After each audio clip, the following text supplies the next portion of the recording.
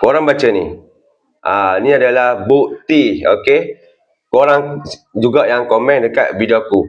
Abang, saya pakai aircon jenama yang mahal. Okey, jenama ni memang mahal.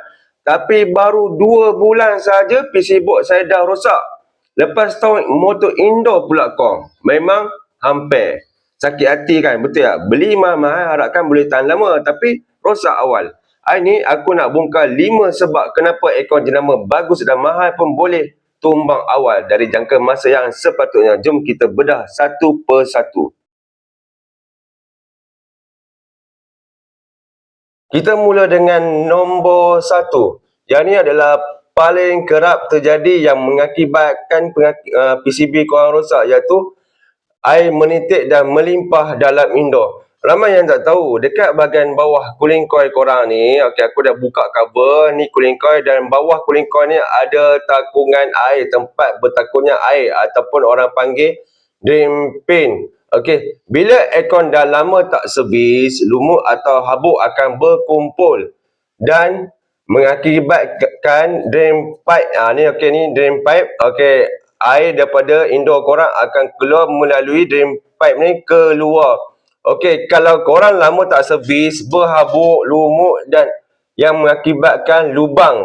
Lubang untuk air keluar melalui drain pipe ni tersumbat. Bila tersumbat, korang punya tempat takungan air ni akan bertakung, akan penuh dengan air. Kalau dia keluar melalui depan, melalui cover korang, tanpa kena korang punya PC board, PCB, ni korang punya PCB, tanpa kena korang punya PCB, tak apa, korang bernasib baik. Tapi malangnya air yang bertakung tadi kena korang punya PCB dan mengakibatkan litar pintas, habis korang punya PCB board. Poin yang kedua, habuk terlalu tebal pada unit aircon korang tu. Korang tak pernah cuci langsung. Korang jangan pandang remeh pasal habuk ni. Habuk ni merupakan silent killer pada aircon korang tu. Walaupun korang beli aircon berjenama sekalipun, kalau dah 6 bulan, setahun korang biarkan je tanpa servis langsung, tanpa filter pun korang tak basuh, tak servis, habuk akan tebal. Bila dah tebal, dia akan buat coil korang dan filter korang tersumbat. Apa jadi bila habuk tebal? Apa jadi bila filter tersumbat, cooling coil tersumbat? Angin sejuk yang korang set tu tak dapat keluar dengan cantik, dengan lancar. Bila dia tak dapat keluar, ruang dalam casing korang pun, ruang dalam casing indoor korang ni akan jadi macam oven. Bila dia terlampau panas, komponen elektronik dalam PCB board tu perlukan suhu yang stabil. Bila dia panas, terperangkap dengan habuk korang yang korang tak cuci tu, hayat komponen elektronik tu akan jadi pendek dan cepat rosak. Lama-lama dia boleh, kalau paling teruk lagi, PCB board korang tu dia terbakar lah. Bila dia terbakar, memang totally memang tak boleh pakai terus korang punya PCB board tu, dan korang terpaksa ganti dengan baru. Untuk pengetahuan korang, PCB board tu tak murah. Tak murah, mahal. Poin yang ketiga. Untuk poin yang ketiga ni, aku tak boleh salahkan owner rumah, aku tak boleh salahkan customer. Yang ni para installer, para pemasang aircon kena cadangkan, kena suggest dekat customer. Sebab customer tak tahu. Iaitu salah pilih capacity aircon. Salah pilih size aircon yang nak dipasang tu. Contohnya, korang ada ruang tamu yang luas, ruang luas terbuka, tapi dipasang aircon 1 horsepower. Bayangkan, ataupun tak payah ambil ruang tamu, kita ambil bilik, bilik master bedroom. Biasa bilik master bedroom ni besar. Korang pasang dengan aircon 1 horsepower saja. Kononnya korang beli sebab korang nak jimat, nak jimat satu. Lagi satu, korang salah faham. Korang kata, aircon kecil, sepatutnya bil elektrik kecil, bil elektrik jimat. Tapi korang salah. Bila korang beli saiz aircon, korang tak tahu berapa luas korang punya keluasan bilik ataupun ruang yang korang nak pakai tu, korang salah pilih saiz dan mengakibatkan aircon korang tu bekerja keras tak henti-henti. Yalah, katakanlah korang set ruang tamu ataupun bilik korang yang luas tu, korang set, kononnya korang nak set 24, 25, 26. Tapi itu 24, 25, 26 okey lagi. Katakanlah korang nak set, contoh korang nak set 18 darjah Celsius. Okey, ni sejuk ni 18 ni. Okey, tapi aircon korang 1 horsepower je. Bayangkanlah, ruang korang luas, aircon korang kecil. Berapa teruk dia nak bekerja? Okey, nak dapat suhu yang korang set 18 darjah Celsius tu. Bila aircon korang ni bekerja keras, dia tak henti-henti. Okey, apa yang efek dia, PCB board korang tu akan panas. Bila panas, PCB board korang confirm cepat rosak. Okey, yang ni adalah salah satu sebab yang kadang-kadang orang tak nampak. Okey, tapi sebab ni yang boleh mengakibatkan PCB board korang rosak.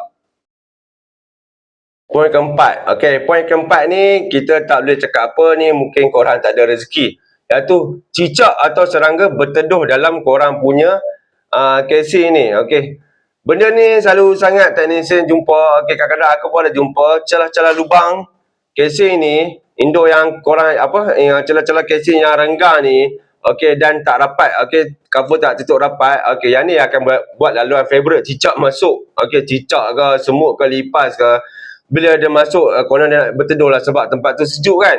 Masalahnya, bila cicak tu melintas, okey, dia melintas ataupun dia buang air atas komponen PCB board korang tu, habis.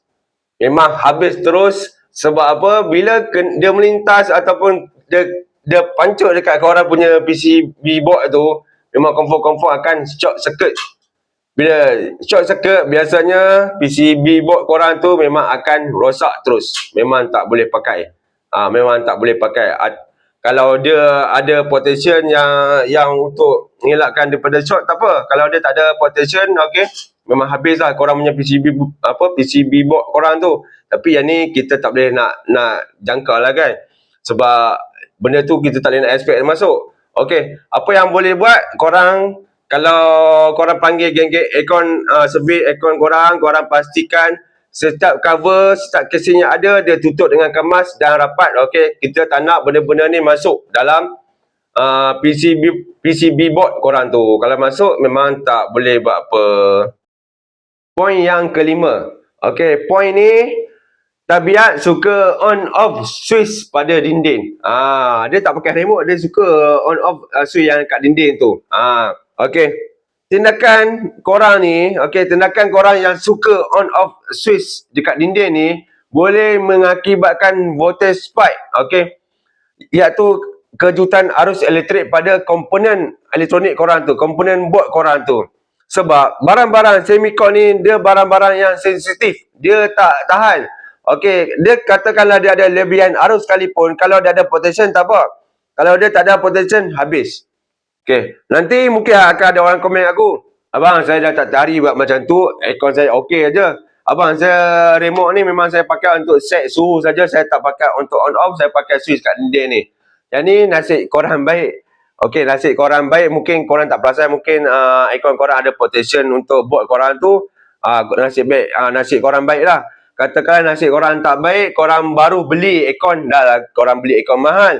Memang konon korang kata aircon ni, jenama ni mahal dah, confirm boleh tahan lama. Tapi tengok rosak board korang.